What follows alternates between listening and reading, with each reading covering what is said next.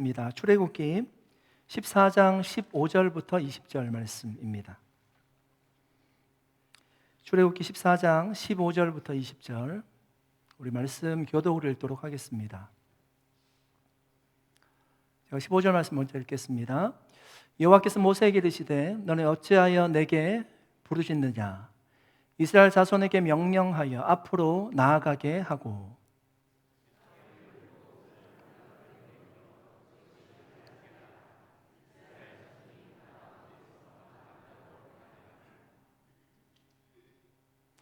내가 애굽 사람들의 마음을 완악하게 할 것인즉 그들이 그 뒤를 따라 들어갈 것이라. 내가 바로와 그의 모든 군대와 그의 병거와 마병으로 말미암아 영광을 얻으리니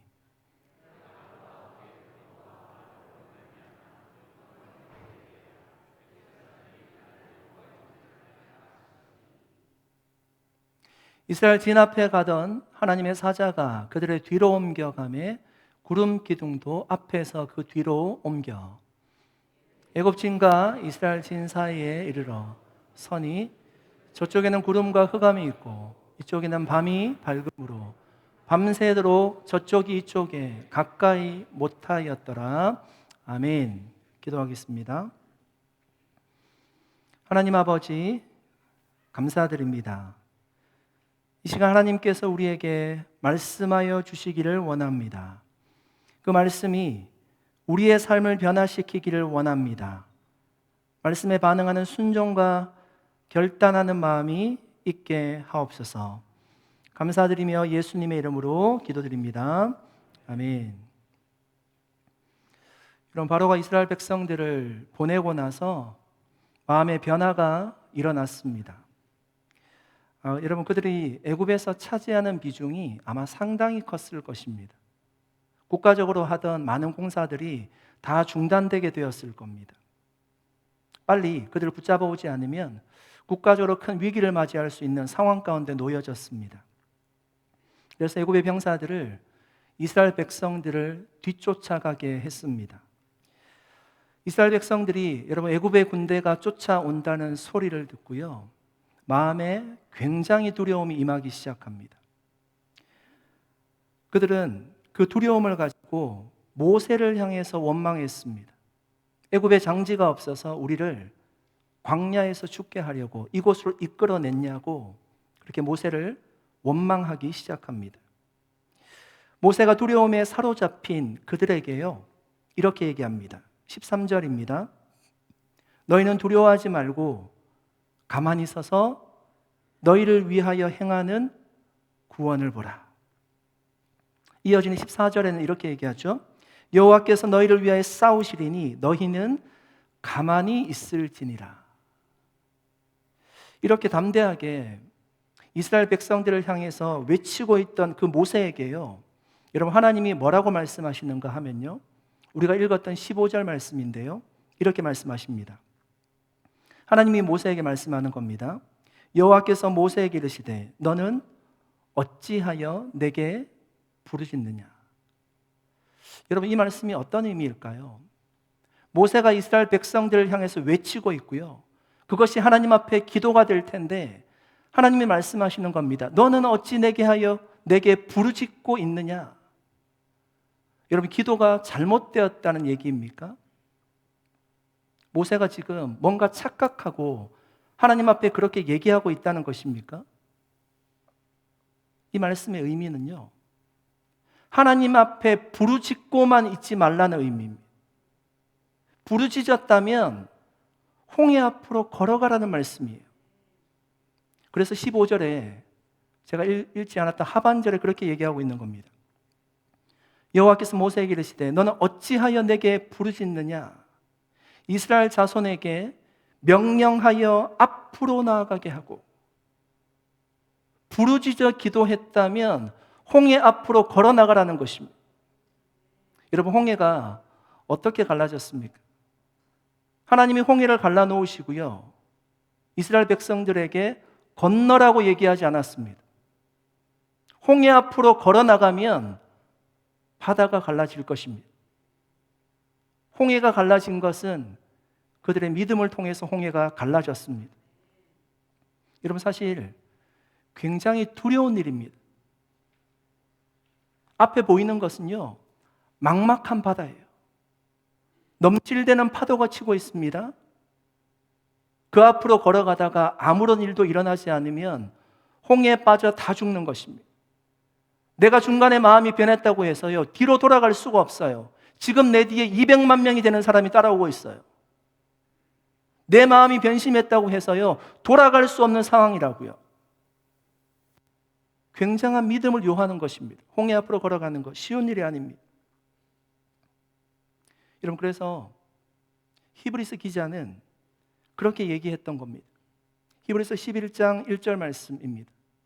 믿음은 바라는 것들의 실상이요 보이지 않는 것들의 증거니. 지금 내 눈앞에는 바다가 있고요, 이 바다가 어떻게 될지 전혀 알지 못합니다. 그런데 바다 너머의 세상을 볼 수 있는 눈이 바로 믿음이라는 거예요. 실제라고 하고 있습니다. 실상이라고 얘기하고 있어요. 그럼 어떤 사람이 우리에게 우리가 어떤 믿음을 가지고 하는 일들을 가지고요, 그것의 증거가 무엇인지 물을 때가 있습니다. 여러분, 그때 우리가 어떻게 대답해야 될까요? 내가 믿는 것이 증거예요. 보이지 않지만 내가 믿는 것, 그것이 증거라고 대답하라고 히브리서 기자가 얘기하는 거 아닙니까? 실상이라고 얘기하는 겁니다. 여러분, 그래서 믿음이 있는 자가 보는 세상과요, 믿음이 없는 사람이 보는 세상은 너무나 다르게 보이는 거예요. 여러분, 이스라엘 백성들이 홍해를 건너려면 이런 믿음이 지금 필요한 겁니다. 어떤 일이 일어날지 몰라요. 그렇지만 뭔가 일어날 줄을 믿고요, 앞으로 나아가는 믿음이 필요했습니다. 너는 어찌하여 내게 부르짖느냐? 기도했으면 믿음을 가지고 홍해 앞으로 걸어 나가라는 말씀입니다. 여러분, 우리가 늘 기도하잖아요. 우리도 기도하는데 기도와 행함 사이에서 우리도 머뭇머뭇할 때가 얼마나 많이 있습니까? 기도 열심히 하는데 행함이 없습니다. 계속 그 기도의 자리에 그냥 머물러 있는 거예요. 어느 경건한 사제가 날마다 저녁 기도 시간이면 예배당에 올라가서 예배당에서 열심히 하나님 앞에 기도했습니다. 저녁 기도 시간마다 교회 가서 열심히 하나님 앞에 기도하는 것입니다. 동네 개구장이가 이 사제를 골려주려고요, 예배당 천장에 올라갔습니다. 사제는 그것도 모르고 동일한 기도 시간이니까 교회에 와서 하나님 앞에 부르짖어 기도하는 것입니다. 자비하신 주여, 복을 내려주시옵소서. 그때 천장에 있는 아이가 여러분 소리치는 거예요. 오냐? 내가 복을 주마. 여러분, 그때 그 소리를 들은 사제가요, 깜짝 놀라서 기절했다는 거 아닙니까? 여러분, 왜 이런 일이, 웃지 못할 일이 일어날까요? 기도는 하지만 응답을 기대하지 않는 거예요. 그냥 기도하는데 만족하고요, 그 자리에 그냥 그대로 머물러 있는 겁니다. 여러분, 우리도 얼마든지 이럴 수 있어요.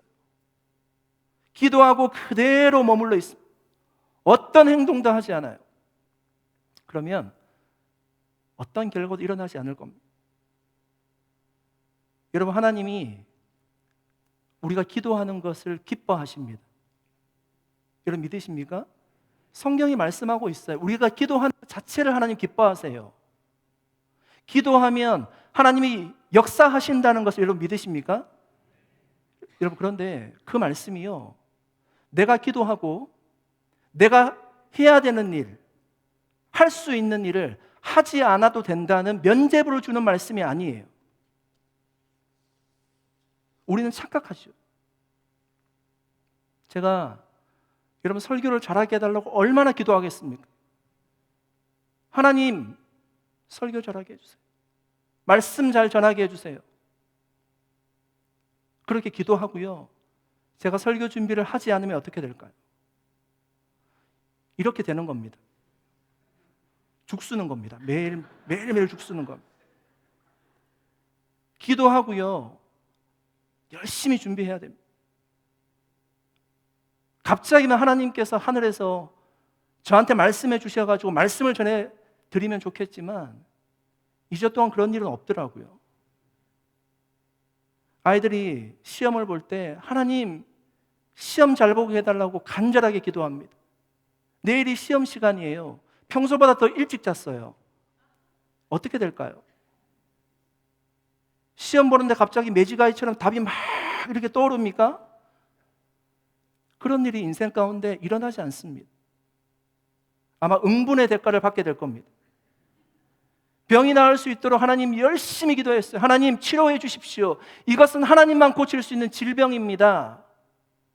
어떻게 해야 될까요? 그 다음은 의사를 찾아 나서야 됩니다. 상담을 받으시고요. 좋은 약을 드시고요. 수술하시고요. 그래야지 치료받는 거예요. 제가 사역할 때 어떤 집사님과 상담한 적이 있습니다. 제가 강의하는 클래스에 집사님이 들어오셨어요. 그 집사님이 강의 절반 정도를 들으시고요. 10주면 한 5주 정도를 들으시고요. 6주부터 못 나오겠다고 하시는 겁니다. 저한테 뭐라고 말씀하시는가 하면 자기가 원래 암 환자인데 암이 재발했대요. 그래서 기도원에 올라가서 열심히 기도하고 이 병을 다 낫고 내가 내려오겠노라고 저한테 그렇게 말씀하시더라고요. 여러분 어떻게 생각하세요? 기도원에 가서 열심히 기도하고 하나님께 그렇게 고쳐주실까요? 저는 하나님이 치료의 하나님이신 줄 믿습니다. 불치의 병도 낫게 하세요. 제가 여러분 아시지 않습니까? 기적적으로 제가 팔이 붙었잖아요. 그런데 여러분 일반적으로 하나님은 그렇게 역사하지 않으세요. 제가 섬기고 있던 청년부 회장이 그 집사님이 삼촌이었거든요. 제가 계속 이렇게 업데이트를 받았어요. 기도원 올라간 집사님이요. 상황이 계속 좋아지지 않는 겁니다. 앰뷸런스 타고 응급실에 내려오셨어요. 결국 어떻게 되셨을까요? 하나님의 부름을 받았어요.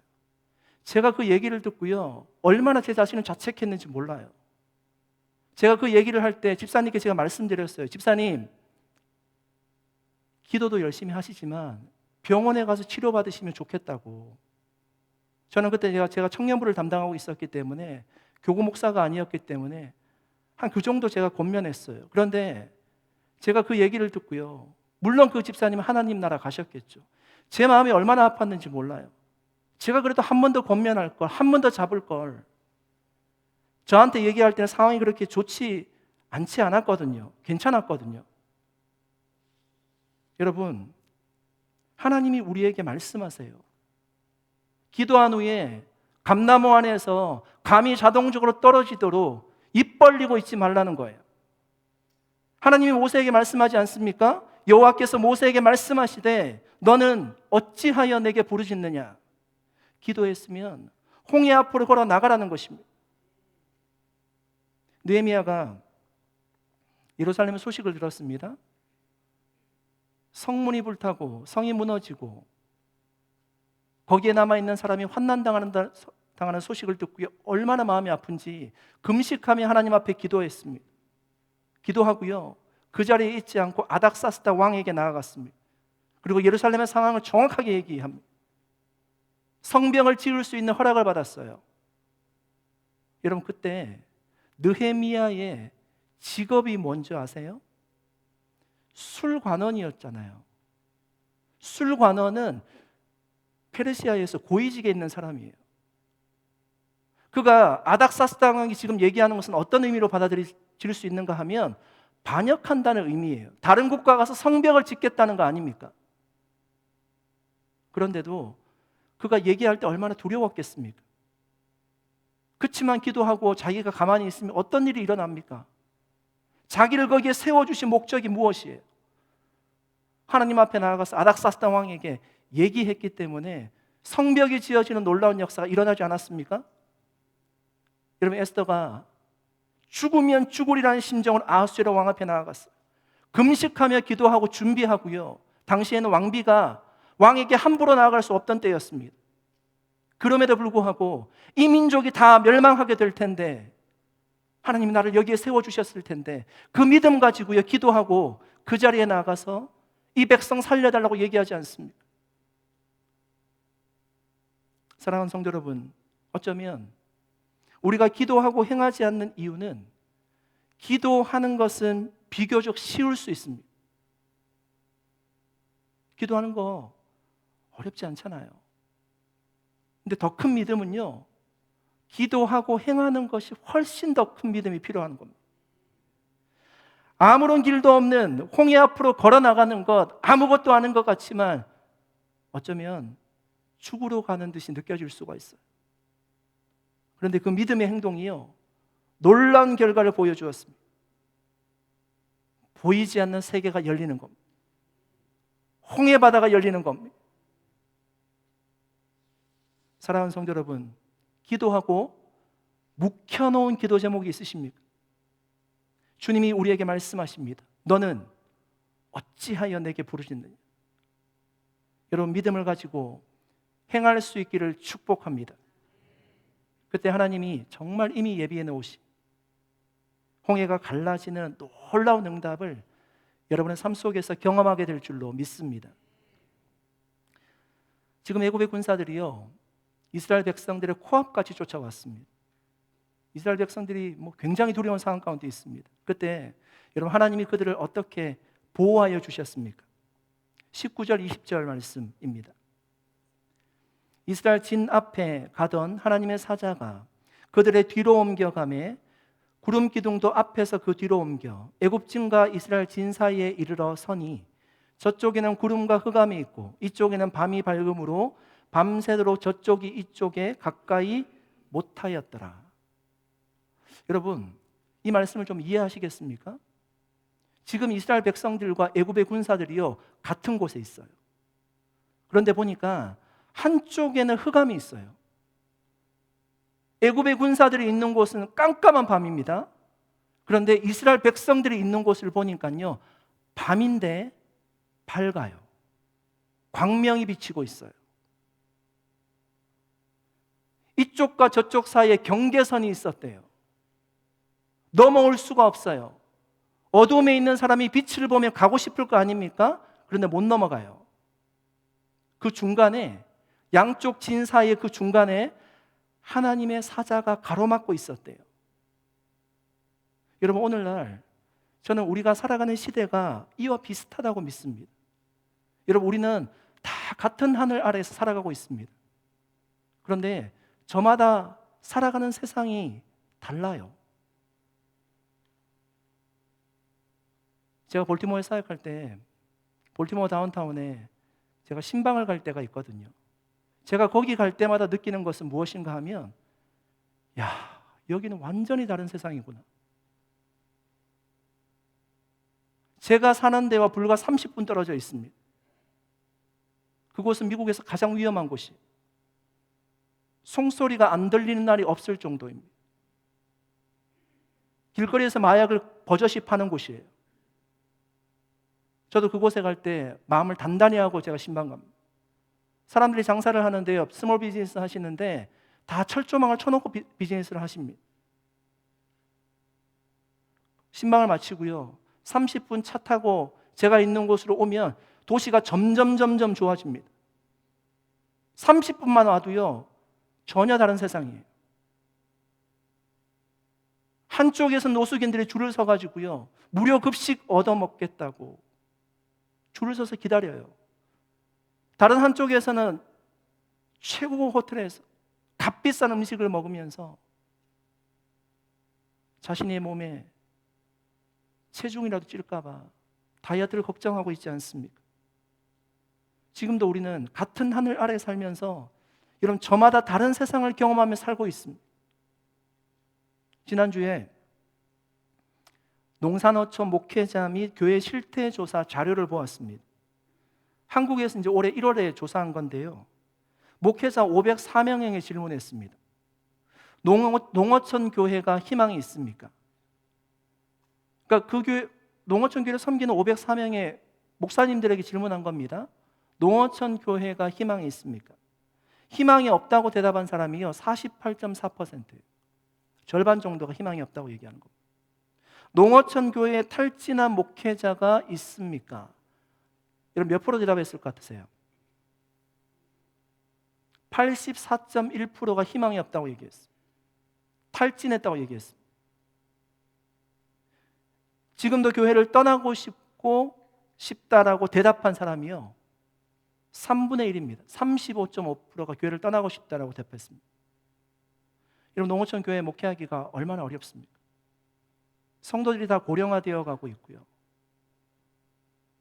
50대 이상이 10명 중 8명입니다. 절반 정도는 주일학교가 없고요. 주일학교가 있다고 하더라도 10명 미만인 주일학교가 70%가 넘습니다. 그러니까 여러분 희망이 없다라고 얘기하는 겁니다. 여러분 교회를 섬기는 목회자들이 희망이 없다라고 대답을 하는 시대예요. 그렇게 대답할 수밖에 없는 그 목회 현실을 생각할 때요, 제가 그분들의 마음을 다는 모르지만 그래도 어느 정도 이해할 수 있을 것 같았습니다. 사랑하는 성도 여러분, 여러분의 삶에는 희망이 있습니까? 저는 하나님이 우리에게 주시는 마음이 절망의 마음이 아니라 희망의 마음인 줄 믿습니다. 여러분 룻기의 나오미를 한번 생각해 보십시오. 남편과 기근을 만나서 흉년을 만나서 살기 위해서 모압으로 내려갔습니다. 모압으로 내려갔는데 남편이 죽어버렸습니다. 두 아들마저 죽어버렸습니다. 모든 희망이 다 꺾였습니다. 다시금 베들레헴으로 희망을 접고 고향으로 돌아옵니다. 그때 모압 여인 며느리인 룻이 함께 가겠다고 조릅니다. 여러분 이 이야기의 결론이 어떻게 납니까? 룻이 기업 물을 자를 만나게 되고요, 보아스를 만나게 되고요, 나오미의 남편이 엘리멜렉의 이름으로 기업이 이어지게 됩니다. 룻은 다윗과 예수 그리스도의 족보에 드는 축복을 받게 됩니다.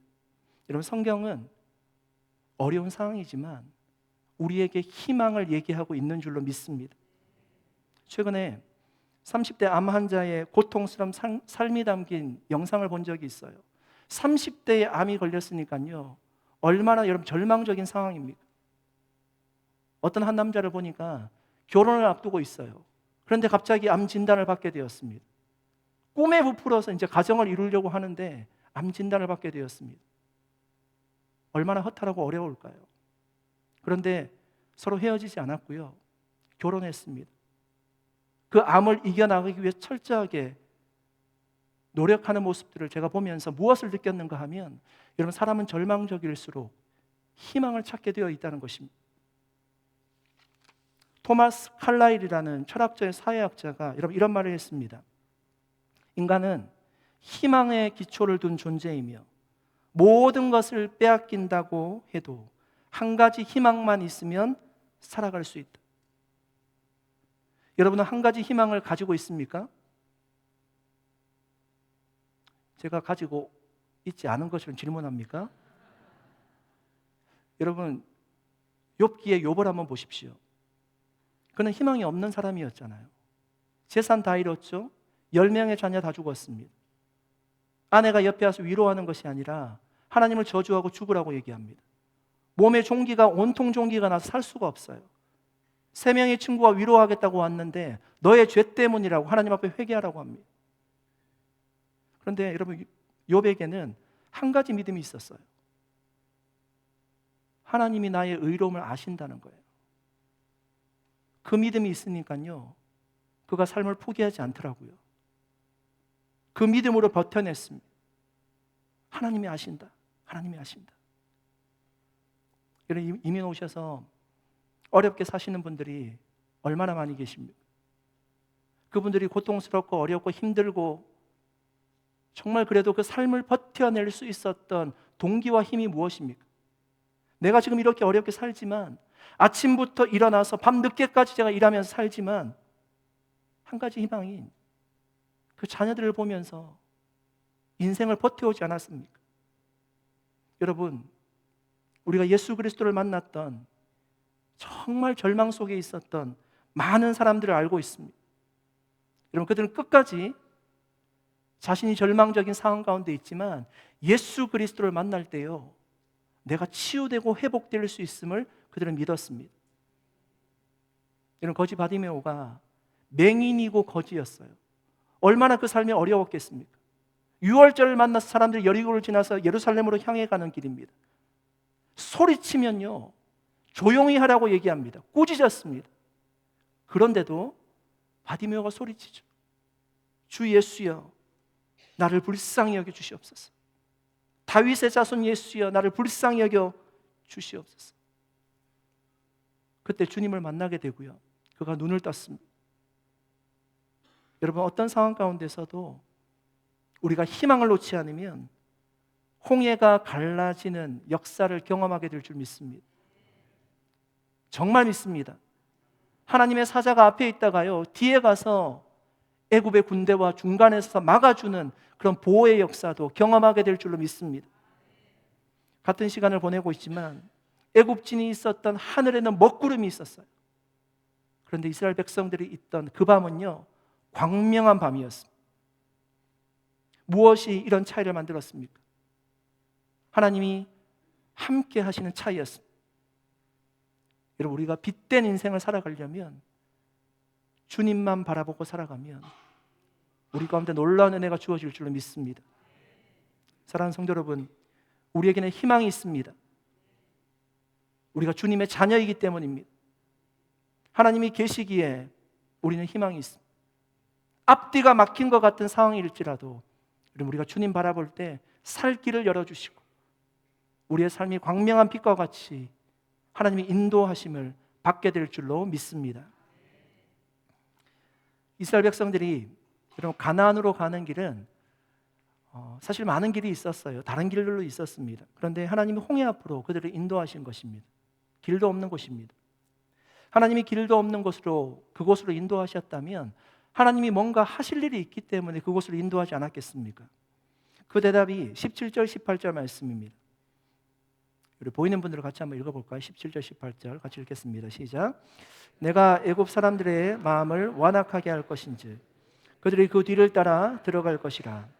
내가 바로와 그의 모든 군대와 그의 병거와 마병으로 말미암아 영광을 얻으리니 내가 바로와 마병으로 말미암아 영광을 얻을 때야 애굽 사람들이 나를 여호와인 줄 알리라 하시더니. 아멘. 여러분, 이스라엘 백성들이 홍해를 건넜습니다. 애굽의 병사들이 그것을 보고요, 홍해길로 따라 들어왔습니다.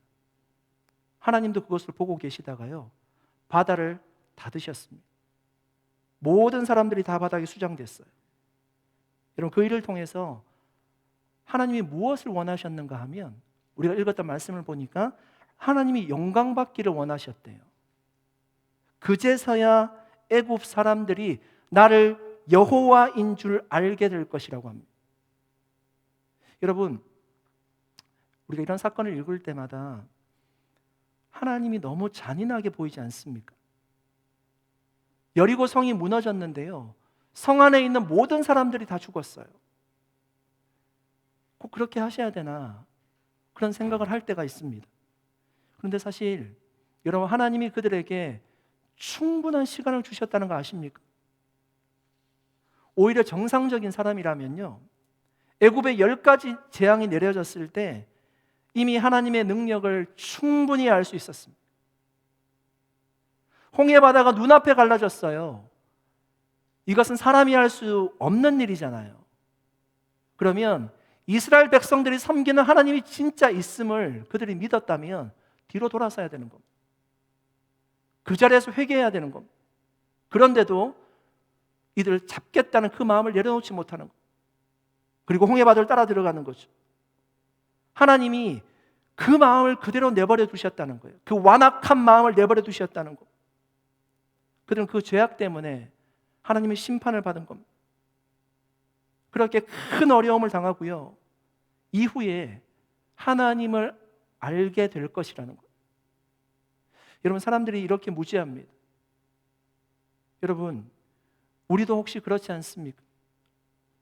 우리도 이런 엄청난 사건을 통해서요, 하나님의 존재를 느끼고 하나님을 믿을 수 있습니다.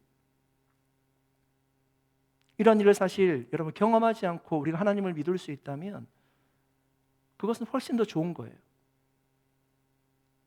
제가 만약 사고를 만나지 않고요, 하나님을 잘 믿고 제가 목회자가 될 수 있었다면 얼마나 좋을까요? 그러나 큰 사고가 있고라도요, 이렇게라도요, 하나님을 인정하고 만날 수 있다라면 괜찮은 겁니다. 그런데 정말 안타까운 건요, 그런 엄청난 일을 경험하고도 하나님을 찾지 않는 경우예요. 애굽의 병사들이 그랬죠. 그래서 심판을 받은 겁니다. 여러분, 하나님이 이스라엘 백성들을 길도 없는 홍해 앞으로 인도하신 이유는 한 가지였어요. 하나님이 영광받기 위해서였습니다. 이스라엘 백성들뿐만 아니라 애굽 사람들이 하나님이 누구신지를 알고 하나님 능력을 경험하고요, 하나님께 영광 돌리기를 원하셨습니다. 여러분, 지금도 하나님은 우리의 삶을 인도해 가고 계십니다. 하나님이 우리의 삶을 인도해 가고 계시면서 원하시는 것이 무엇인가 하면요, 하나님께 영광을 돌리는 거예요. 선교 나가 복음 전한 이유가 무엇인가 하면 그곳에 생명 없는 사람들이 구원받는 것도 맞지만 그들을 통해서 하나님이 영광 받으시기 위함입니다. 그것이 우리를 구원해 주신 목적입니다. 여러분, 우리는 어떻게 하면 하나님께 영광 돌리며 살아갈 수가 있을까요? 이게 너무나 추상적인 개념을 우리가 가지고 있어요.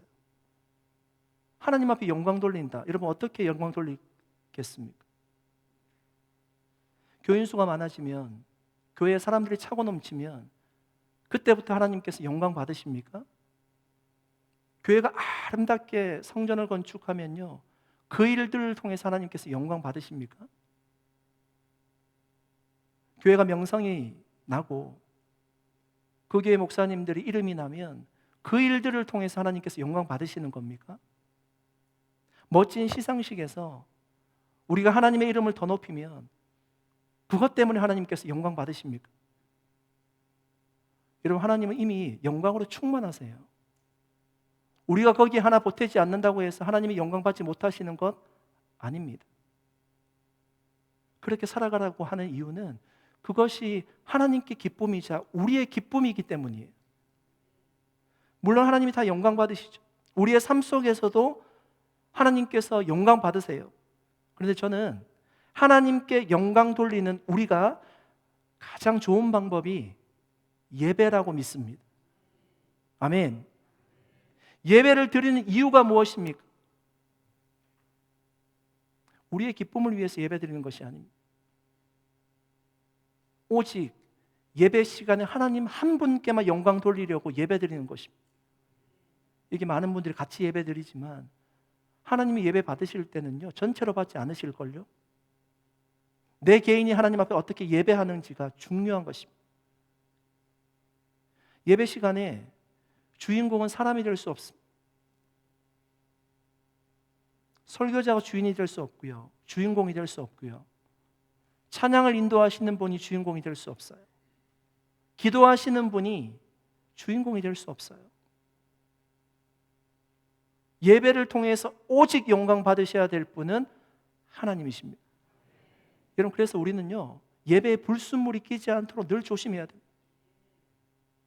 우리의 마음이 성령과 진리 안에서 하나님만 바라볼 수 있도록 깨어 있어야 됩니다. 여러분, 과거에 목회자들이 가운을 입은 이유가요, 자신을 가리기 위함이었습니다. 가운이 이게 화려하게 만들어서요, 자기를 드러내려고 한 것이 아니라 하나님 앞에 자신을 감추려고 했어요. 자기가 드러나지 않고요, 예배 시간에 하나님만 드러날 수 있도록 가운을 입은 것입니다. 예배는 우리가 오직 하나님 앞에 영광 돌리는 시간입니다. 그래서 우리가 함께 모여서 예배 드리는 이 공예배가 여러분 얼마나 중요한지 모릅니다.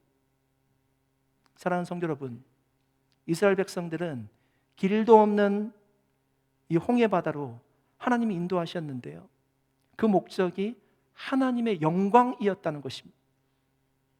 우리도 매일매일 여러분 하나님의 인도하심을 받고 있어요.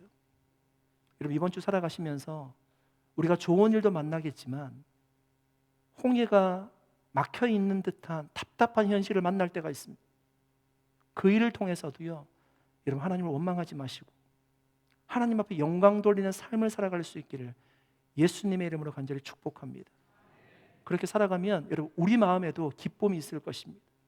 하나님이 임재해 주시는 은혜의 축복, 또한 홍해 바다가 갈라지고 하나님이 보호해 주시는 그런 역사가 우리의 삶 가운데 체험되어질 수 있기를 예수님의 이름으로 간절히 축원드립니다. 기도하겠습니다. 하나님 아버지, 감사드립니다. 오늘도 하나님 앞에 우리가 함께 예배하였습니다. 하나님, 예배의 주인공은 오직 하나님 한 분이신 줄로 믿습니다. 우리가 매일매일 살아가지만 하나님, 우리 앞에 홍해가 막혀 있는 듯한 현실을 만날 때가 있습니다. 뒤로 도망칠 수도 없는 그런 현실 앞에서 우리가 주님만을 바라볼 수 있도록 인도하여 주시옵소서. 하나님, 기도하고 그 자리에 머물러 있는 것이 아니라 우리가 앞으로 전진하게 하여 주셔서 하나님께서 역사하시는 것을 우리의 삶에서 경험할 수 있도록 축복하여 주시옵소서. 감사드리고 예수님의 이름으로 기도드리옵나이다. 아멘. 자리에서 일어나시